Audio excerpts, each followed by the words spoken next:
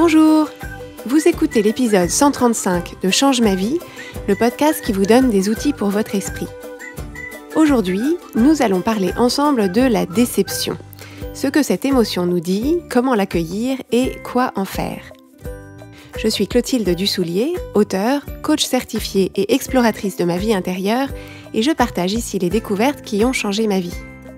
Change ma vie est un podcast publié tous les jeudis et vous retrouverez les éléments et les ressources dont je parle sur le site changemavie.com. Abonnez-vous au podcast sur la plateforme de votre choix pour ne pas manquer les nouveaux épisodes chaque semaine. Si vous aimez ce podcast, une excellente façon de le soutenir est de laisser un avis 5 étoiles sur Apple Podcasts ou sur la plateforme que vous préférez. Ça permettra à d'autres de le découvrir plus facilement. Cette semaine, j'aimerais remercier quelqu'un qui signe Maman Happy,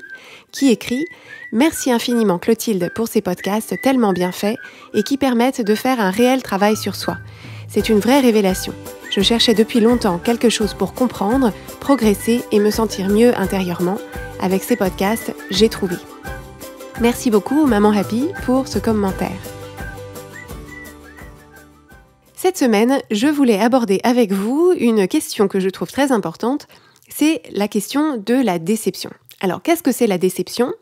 La déception, c'est une émotion qu'on ressent dans notre corps et qui est bien sûr créée, comme toutes les émotions, par ce qu'on pense dans notre tête. Cette émotion de déception, ce qui est intéressant, c'est que c'est une émotion qui est souvent relativement minimisée et peu prise au sérieux. Il y a un peu l'idée que la déception, c'est une émotion d'enfant gâté qui trépigne en attendant d'avoir ce qu'il a voulu et que, après tout, tant qu'on est là, tant qu'on est encore vivant et que c'est pas une catastrophe absolue, range ta déception, ça y est, passe à autre chose. Donc c'est une émotion qui souvent est un peu jugée, donc on peut se juger soi-même ou se sentir jugé de ressentir de la déception. Pour autant, c'est une émotion qui, pour la plupart d'entre nous, est une des pires qu'on peut ressentir. C'est une des émotions qui nous est la plus désagréable, la plus pénible et qu'on souhaite au maximum éviter de ressentir. Pour ma part, quand je ressens de la déception, qui est une des émotions que j'aime le moins ressentir, cette déception, le ressenti physique, c'est quelque chose de l'ordre une sorte de poids sur la poitrine avec une difficulté à respirer. Donc il y a un peu l'idée du souffle coupé, la difficulté à respirer, et une pesanteur sur la poitrine, quelque chose un peu comme si on avait le cœur lourd. Et en tout cas, c'est une émotion de la déception qui me donne clairement l'impression que mon énergie est drainée plutôt vers le bas. Donc ça, c'est mon ressenti de déception. En entendant ça, je vous propose de prendre quelques instants pour vous demander, quand vous ressentez de la déception, quel est le ressenti dans votre corps, dans votre tête, dans votre corps, à quoi ressemble ce ressenti émotionnel pour vous. Donc ça, c'est l'émotion dans le corps, mais l'émotion, elle vient de notre perception qu'il y a un décalage entre ce à quoi on s'attendait et ce qu'on perçoit de la réalité. Donc la déception, l'émotion de déception, on la ressent dans notre corps quand dans notre tête, on a l'impression que entre nos attentes, ce qu'on attendait d'une certaine situation et ce qu'on perçoit de la vraie version que nous présente la réalité, on a l'impression qu'il y a un décalage et que nos attentes étaient plus hautes que ce que la réalité nous a fourni ou proposé. Donc on peut prendre comme exemple un lieu de vacances. Donc par exemple, on se faisait une fête d'aller passer des vacances dans telle région du monde ou telle région de son pays, dans tel type de maison ou d'hôtel ou de site particulier. Donc on s'en faisait une joie et en arrivant sur place, on est déçu parce que ce qu'on voit et ce qu'on interprète de la réalité de ce lieu de vacances n'est pas à la hauteur de ce qu'on s'était imaginé ou de ce qu'on attendait. Donc la déception peut se manifester aussi dans la vie professionnelle. Si par exemple on s'attendait à accéder à un poste, à une promotion, à une augmentation, à un bonus, et que arrivé au moment M, on s'aperçoit que c'est pas nous qui avons le poste, c'est pas nous qui avons la promotion, et que l'augmentation nous est refusée ou que le bonus ne nous est pas attribué. Et donc effectivement, on va ressentir de la déception parce qu'on s'attendait à recevoir quelque chose et que dans la réalité, on ne nous le donne pas ou on ne le reçoit pas. Ça peut aussi se manifester dans un couple, par exemple, quand on est avec quelqu'un qui nous fait un cadeau ou nous fait une surprise et qu'on s'était fait une certaine idée du type de cadeau ou du type de surprise qu'on allait recevoir et qu'une fois qu'on ouvre le cadeau, qu'on découvre la surprise, et ben en fait, c'est pas ça qu'on voulait et c'est moins bien que ce qu'on voulait. Donc en fait, la déception, elle vient toujours de l'idée que pour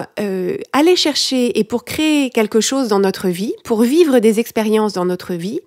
il est nécessaire, pour aller la chercher ou aller la créer, il est nécessaire en amont d'avoir formé une vision de ce qu'on voulait, une vision de ce qu'on voulait aller chercher ou de ce qu'on voulait créer pour soi-même. Et il a fallu faire vivre cette vision avec suffisamment de clarté, de couleur et de vigueur dans notre esprit pour effectivement se donner les moyens de se mettre en action pour la créer. Donc c'est beaucoup de ça qu'on a parlé dans la série d'épisodes sur le succès, qui sont les épisodes 130 à 134 que j'ai diffusé juste avant celui-ci. Donc c'est l'idée que si on veut vivre quelque chose dans sa vie, il faut commencer par s'imaginer ce qu'on a envie de créer et avoir cette vision suffisamment nourrie et vive dans notre esprit pour effectivement aller la chercher et se proposer de se mettre en position de vivre cette expérience. Et donc ensuite, une fois qu'on a cette vision très vive dans notre esprit, une fois qu'on s'est dit c'est là que je veux passer mes vacances, une fois qu'on s'est dit c'est avec cette personne que je veux vivre ma vie, une fois qu'on s'est dit c'est ce poste-là que j'ai envie pour mon évolution professionnelle et c'est de cette opportunité-là que j'ai envie, une fois qu'on a fait vivre cette envie, cette vision dans notre esprit, en fait, les choses vont se dérouler dans la vraie vie, dans la réalité, les choses vont se dérouler d'une certaine façon. Et quand on se trouve face à cette réalité, il va y avoir deux possibilités. Première possibilité, ma perception de la réalité est à la hauteur ou encore mieux que ce à quoi je m'attendais. Donc soit ce que j'observe est en ligne ou dépasse mes attentes, donc en ligne avec ou dépasse mes attentes, et à ce moment-là, mon observation, ce que je me dis sur la réalité, va créer pour moi des émotions agréables, donc par exemple de satisfaction, de fierté, de contentement, de joie. Donc voilà, je m'étais dit, c'est vraiment ce poste que j'ai envie d'avoir, donc je me suis donné les moyens de passer les entretiens, d'expliquer pourquoi j'étais la meilleure personne, etc. Et au moment où on me propose effectivement le poste et on me dit, c'est à vous c'est vous qu'on veut embaucher, à ce moment-là, je vais être satisfaite, je vais être fière, je vais être contente, je vais être joyeuse. Parce que je me dis, c'est ça que je voulais et j'ai réussi à aller le chercher et à partir de maintenant, ma vie professionnelle va avoir telle et telle caractéristique, donc c'est super, donc je suis contente. Deuxième possibilité, qu'on aime un peu moins, c'est que on s'était fait une certaine idée de ce qu'on voulait et une fois qu'on est dans la vraie situation, ce qu'on se dit sur cette situation, notre perception de la situation réelle n'est pas en ligne avec ce qu'on voulait, n'est pas en ligne avec nos attentes et c'est en dessous de nos attentes. C'est moins ou c'est moins bien que ce qu'on voulait et que ce à quoi on s'attendait. Et donc c'est à ce moment-là que notre perception de la réalité et la comparaison qu'on fait entre ce qu'on perçoit de la réalité et ce dont on se souvient de nos attentes, c'est ce décalage-là dans notre esprit qui va créer cette émotion de déception. Et donc, comme je le disais en début d'épisode, cette émotion, elle peut être vraiment intense et elle peut être vraiment pénible. Et quand on ressent de la déception, ce qui va assez souvent se passer, vous allez peut-être reconnaître ça chez vous, c'est que l'émotion de déception nous est tellement désagréable et nous est tellement pénible qu'en fait, on y réagit en la transformant en colère. Comme on est déçu et que cette émotion est vraiment désénergisante et pénible, en fait, pour essayer de s'en dégager, le choix qu'on fait, c'est un choix de colère. Donc ça peut être de la colère contre soi, ça peut être par exemple, si je n'ai pas eu le poste que je voulais ou si mon lieu de vacances est en dessous de mes attentes, peut-être que je vais me mettre en colère contre moi-même en me disant « t'as été nul à l'entretien » ou « t'as été nul parce que t'as pas regardé les reviews sur les sites d'avis de voyageurs ». Et t'es une quiche et t'aurais dû regarder plus attentivement ce qu'on disait de tel ou tel camping ou hôtel, etc. Donc ça peut être de la colère envers soi-même, ou ça peut être de la colère envers les autres. Et donc, comme je suis déçue, par exemple, de mon cadeau, parce que je voulais, par exemple, un cadeau expérience et qu'on me fait un cadeau objet, ou vice-versa, ou je trouve que le cadeau est nul ou qui ne correspond pas du tout à la personne que je suis, je vais à ce moment-là peut-être, pour me dégager de ma déception, me mettre en colère et en vouloir à la personne qui m'a fait le cadeau, en lui faisant des reproches, alors intérieurement ou extérieurement, en lui faisant le reproche de ne pas savoir ce que je veux, de ne pas savoir lire dans mes pensées, de ne pas bien me connaître, etc. Donc en fait, c'est vraiment intéressant d'observer que notre réaction de colère, en réalité, c'est une résistance à l'émotion de déception qu'on ressent. Donc en fait, c'est un peu en deux temps. On ressent d'abord de la déception qui nous est tellement pénible qu'en fait, pour essayer de s'en dégager, on passe à la colère. Dans d'autres configurations ou chez d'autres personnes, l'émotion de déception donne plutôt lieu ensuite à une émotion de résignation, c'est-à-dire que s'apercevant, ou en tout cas se disant que ce qu'on voulait n'a pas été possible, que la vie ne nous a pas donné ce qu'on voulait, on va à ce moment-là en tirer la conclusion que ce n'est plus la peine d'essayer, qu'à chaque fois qu'on essaye de faire quelque chose, de toute façon, ça ne marche jamais. Et donc, du coup, on va passer, pour éviter des déceptions futures, on va passer à la résignation qui va consister à se dire « je vais arrêter d'essayer, je vais arrêter d'essayer de créer ce genre d'expérience pour moi-même parce que de toute façon, ça ne marche jamais et donc je ne vais pas me mettre en position de ressentir de la déception ». Et c'est vraiment pour ça que c'est important d'apprendre à ressentir, à accueillir et à dépasser l'émotion de déception, c'est-à-dire c'est vraiment important d'apprivoiser cette émotion de déception, parce que sinon, c'est effectivement ça qui va se passer, c'est-à-dire que si on résiste à la possibilité de ressentir de la déception, ce que ça veut dire, c'est qu'en amont de toute situation qui pourrait être génératrice de déception, en fait, ce qu'on va faire à la place, au lieu de s'exposer au risque d'être déçu, on va capituler d'avance, plutôt que de s'y exposer. Donc soit on capitule, c'est-à-dire c'est la résignation, c'est je ne vais même pas postuler pour ce poste parce qu'il y a la possibilité que je sois déçue et comme je ne supporte pas d'être déçue, je préfère ne pas y aller du tout. Ce qui correspond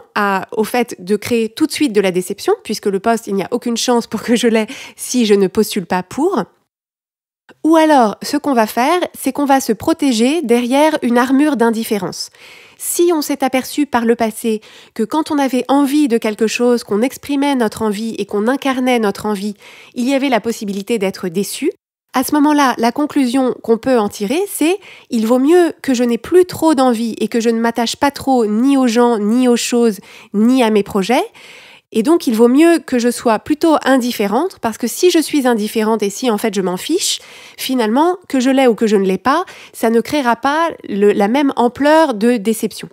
Parce que bien sûr, le volume et l'intensité de notre déception est toujours proportionnel au volume et à l'intensité de l'envie qu'on avait d'avoir cette chose ou cette expérience avec telle ou telle personne, parce que si on a modérément envie de quelque chose, notre déception va effectivement être modérée. Si on a très envie de quelque chose et qu'on ne l'a pas, effectivement, notre déception va être exactement en proportion.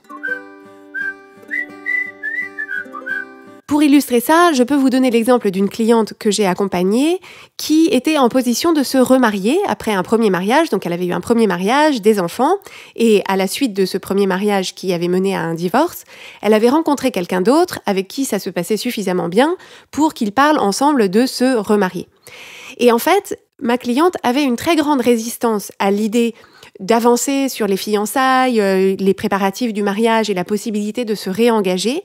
parce que en fait on a fini par établir et par identifier qu'en réalité elle préférait s'aborder tout de suite cette nouvelle relation, donc ce qu'elle faisait d'une façon très subtile et très élaborée, donc elle préférait saboter cette nouvelle relation, plutôt que de se mettre en position qu'effectivement ça marche, qu'effectivement la relation roule et que ça avance et que l'engagement de chacun augmente, jusqu'à effectivement avoir la possibilité de se fiancer, de se marier, parce que pour elle, c'était très difficile de se remettre en position, de ressentir le même degré de déception qu'elle avait ressenti au moment où son premier mariage, sa première relation de couple majeure, s'était terminée. Et donc vous voyez que dans le cas de ma cliente, si on n'avait pas identifié ça, si on n'avait pas identifié que en réalité ce qu'elle redoutait au plus haut point, c'était une émotion, l'émotion de déception, à ce moment-là, on serait resté au stade précédent où on était en train d'essayer de déterminer est-ce que effectivement c'est l'homme qu'il lui faut, est-ce que ses enfants vont bien le vivre, etc. Ce qui n'était en réalité pas la question. La seule question que ma cliente avait à résoudre pour elle-même, c'était est-ce que je suis d'accord pour aller chercher un projet de vie pour moi-même en sachant que je m'expose potentiellement à une déception, mais potentiellement aussi à du bonheur, de la joie, une vie partagée, etc. Donc le choix nous appartient pleinement. On peut tout à fait se dire « je ne vais pas avancer parce que je refuse de ressentir cette émotion de déception ». Il n'y a pas de jugement particulier à émettre, mais c'est important de comprendre que c'est ça le choix qu'on fait et que, en particulier, comme je le disais plus tôt, le choix qu'on fait, si on se dit « je ne vais pas avancer, par exemple, dans cette deuxième union pour ne pas ressentir de la déception », en réalité, ce que je fais, c'est que je ressens dès à présent la même déception, c'est-à-dire que ça veut dire que je mets un terme à cette relation de couple que je ne veux pas poursuivre. Et donc, ce que je veux vous inviter à considérer, c'est que la possibilité de ressentir de la déception, le risque de ressentir de la déception, c'est un corollaire inséparable du fait d'aller chercher dans notre vie ce qui nous fait le plus envie.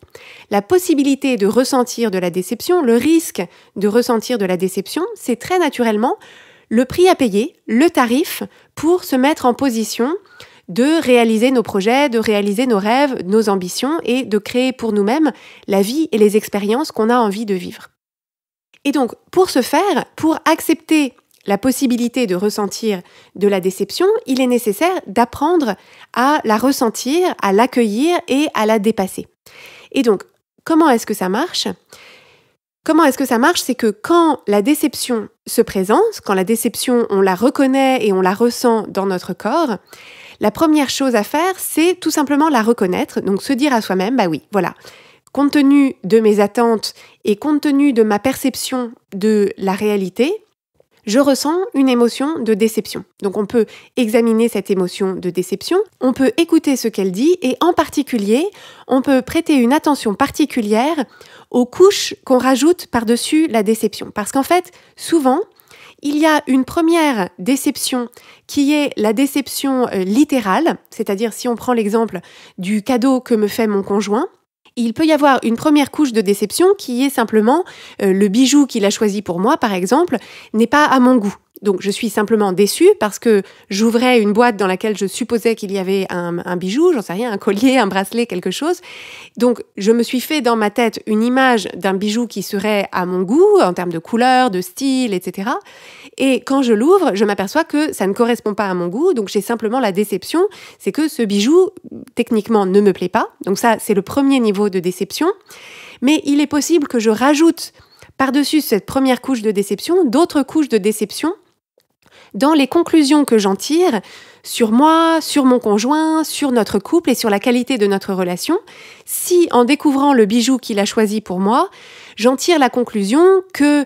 il ne me connaît pas, que s'il m'aimait vraiment, il saurait quel type de bijou et quel style de bijou j'aime. S'il m'observait vraiment, il verrait bien le style de mes bijoux et donc il m'offrirait pas quelque chose qui est complètement en décalage avec ce que je porte. Par exemple, il m'offrirait pas des boucles d'oreilles si je n'ai pas les oreilles percées, ce genre de choses.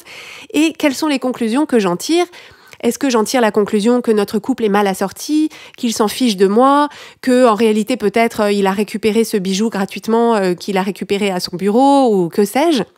Et donc en fait, c'est important de reconnaître les cercles concentriques d'histoires qu'on se raconte à partir de la graine de déception littérale. C'est pareil dans le cas d'une promotion ou d'un poste qu'on n'aurait pas. Il y a la première déception qui est simplement « j'aurais vraiment bien aimé faire ce travail-là à cet endroit-là ». Donc ça, c'est la première déception. Et est-ce que j'en rajoute par-dessus en tirant des conclusions sur c'est un marché qui est complètement saturé, je ne trouverai jamais, je suis nulle, j'ai trop de qualifications ou pas assez, c'est très difficile pour les femmes, etc., etc. Donc est-ce que j'en rajoute par rapport à la déception littérale ? Ensuite, une fois qu'on a identifié cette déception et qu'on a reconnu quelles étaient nos pensées qui créaient cette déception, il faut tout simplement accueillir le ressenti et accueillir ce ressenti physique qui, c'est important de le préciser, n'est absolument pas douloureux, c'est pas du tout comme une rage de dents ou comme même une crampe au mollet, c'est simplement une vibration qui traverse notre corps, qui est peut-être désénergisante et plutôt plombante, mais qui ne ressemble absolument pas à une douleur physique, donc c'est vraiment quelque chose qu'on peut accueillir, et accepter aussi simplement d'en être là. Parce qu'en fait, souvent, quand on ressent de la déception, comme je le disais tout à l'heure, comme on n'a pas envie de la ressentir, on essaye tout de suite de passer à l'étape suivante, c'est-à-dire de se dire « mais voilà, tu vas pas rester bloqué sur cette histoire de collier ou cette histoire de poste, c'est bon, passe à autre chose, ne sois pas aussi attaché aux choses matérielles ou il y en a d'autres des postes, allez, secoue-toi ». Et donc ça, cette résistance-là ne va pas nous aider à accueillir notre déception, c'est important de prendre un petit moment pour se dire « bah voilà ». J'avais des attentes, j'espérais quelque chose, je m'étais fait une certaine idée du cadeau qu'il allait m'offrir ou de la réponse que j'allais recevoir par mail au sujet de ce poste. Et voilà, là, je regarde ce qu'il y a, je regarde ce qu'il y a dans la boîte à bijoux, ce qu'il y a dans le mail, et là, tout de suite, bah voilà, je suis déçue, donc c'est pas très marrant, j'aime pas trop, mais pour l'instant, c'est là que j'en suis. Et donc, pouvoir respirer un peu dans cette déception et accepter d'en être là. Une fois qu'on a accepté d'être un petit peu là, pour essayer d'avancer, parce que bon, on va pas rester dans la déception pour le reste de ses jours. Donc en fait, quand on se sent prêt, l'idée c'est de se dire quelle leçon est-ce que je peux tirer de cette expérience ? Qu'est-ce qu'il y a là-dedans qui va m'apprendre quelque chose sur moi, sur mon entourage, sur la façon dont fonctionne le monde, qui va me permettre pour la suite de peut-être influer ou infléchir le cours des choses d'une façon qui me plairait plus. Et donc peut-être, par exemple, dans le cas du cadeau, la leçon à tirer, c'est tout simplement que mon mari, mon conjoint ou ma femme ou ma conjointe n'est pas télépathe et que s'il y a quelque chose qui me fait très envie, si le soir de mon anniversaire, j'ai envie d'aller dîner dans tel ou tel type de restaurant, eh ben, est-ce que je peux pas tout simplement lui dire ? Est-ce que je n'ai pas davantage les choses que je veux si je les dis explicitement ? Plutôt que de laisser traîner des indices en me disant quelqu'un qui m'aime vraiment saura interpréter. Voilà. Est-ce que je me vis comme une sorte de chasse au trésor que quelqu'un qui m'aime suffisamment saura décrypter en comprenant les indices et en suivant tous les trucs que j'ai semés dans la maison? Est-ce que je suis une chasse au trésor ou est-ce que je suis simplement dans une relation dans laquelle je peux dire voilà, pour mon anniversaire, mon expérience de rêve, ce serait ça, et si tu veux m'offrir quelque chose, voilà ce qui me ferait vraiment plaisir. Voilà, qu'est-ce qui m'empêche de faire ça? Donc ça, c'est dans l'exemple du cadeau dans un couple. Et dans l'exemple du poste ou de la promotion, l'idée, c'est de se dire, qu'est-ce que je n'ai pas fait dans ce cas? À quel moment est-ce que j'ai éventuellement raté une opportunité, pas tout à fait fait ce qu'on me demandait de faire? Est-ce que je suis arrivée un peu en retard à l'entretien pour des raisons qui peut-être étaient tout à fait justifiées, mais est-ce que la prochaine fois, il faut que je fasse plus attention à ma ponctualité? Est-ce qu'on m'a posé une question à laquelle avec le recul, je m'aperçois que je n'ai pas répondu de la meilleure des façons? Est-ce que j'ai besoin d'une qualification supplémentaire ou d'affiner mes connaissances sur tel ou tel sujet pour que la prochaine fois que je passe des entretiens, j'ai plus de chances de l'avoir. La personne qui l'a eu, qu'est-ce qu'elle avait de plus que moi? Qu'est-ce qu'elle a fait de différent de moi, etc. Donc, est-ce que je peux regarder de façon neutre et dépassionnée cette situation et en tirer des enseignements qui vont me permettre effectivement de tourner la page et d'aborder la suite en étant plus forte et en me connaissant mieux qu'avant. Et très naturellement, cette étape d'identification des leçons qu'on peut tirer de cette expérience va nous permettre, dans un dernier temps, de choisir notre narration. C'est-à-dire que l'histoire qu'on se raconte sur la façon dont les choses se sont déroulées, c'est cette histoire-là qui crée notre déception. C'est parce que je me dis, cette version-là de la réalité que je perçois est en deçà de mes attentes, c'est parce que c'est comme ça que je vois les choses que je crée de la déception. Et donc, tant que je vois les choses comme ça, je vais continuer à ressentir de la déception. Mais comme ma narration, c'est moi qui l'a choisie, l'histoire que je me raconte sur le cours des choses et là où j'en suis, c'est moi qui l'a choisie à 100%. Quelle est la narration que j'ai envie de choisir qui va effectivement me permettre d'avancer, me permettre de continuer à poursuivre, par exemple, mon objectif ? Parce que si, dans mon couple, mon objectif, c'est qu'on se comprenne, qu'on s'entende bien, qu'on se fasse plaisir, être joyeuse, partager des bons moments. Ce n'est pas parce qu'on m'a offert un collier qui ne correspond pas aux couleurs que je porte habituellement que mon objectif doit être complètement révisé ou mis à la poubelle. Donc l'idée, c'est de se dire qu'est-ce que j'ai envie de me raconter sur ce cadeau, sur comment il l'a choisi, comment il l'a offert et comment j'ai réagi, qui me redonne de l'énergie, qui me redonne confiance dans mon couple, ce que j'ai envie d'y apporter, ce que j'ai envie d'y créer. Et de la même façon, dans le poste ou la promotion que je n'aurais pas eu, le fait que j'ai envie de travailler dans ce secteur, dans ce type de poste, avec ce type de responsabilité, n'est nullement remis en cause par le fait que simplement ce poste-là ou cette promotion-là, je ne l'ai pas eu. C'est juste un chapitre dans l'histoire que je peux me raconter pour continuer à aller au-devant de mon envie si elle reste valide. Alors, pour celles et ceux d'entre vous qui ont des enfants, je voulais vous apporter une remarque supplémentaire, c'est que c'est très intéressant d'observer de quelle façon est-ce qu'on réagit quand nos enfants ressentent de la déception. Parce que, évidemment, nos enfants comme nous ont des attentes, et nos enfants comme nous, parfois, trouvent que la réalité du cadeau, de l'expérience, de la fête d'anniversaire, de la réponse qu'on leur donne n'est pas à la hauteur de leurs attentes. Et c'est très intéressant de voir de quelle façon est-ce que on se met en colère, de quelle façon est-ce qu'on essaye de les convaincre, de quelle façon est-ce qu'on essaye de réparer la situation pour que les enfants finalement ne soient pas déçus, de quelle façon est-ce qu'on essaye de discuter avec eux pour leur dire qu'en réalité, non, il n'y a pas de raison d'être déçu. De quelle façon est-ce qu'on essaye de les distraire de leur déception, etc. Parce qu'en fait, probablement, toutes ces réactions qu'on a, qui sont toutes de l'ordre de la résistance, c'est-à-dire on résiste à l'émotion que ressent notre enfant,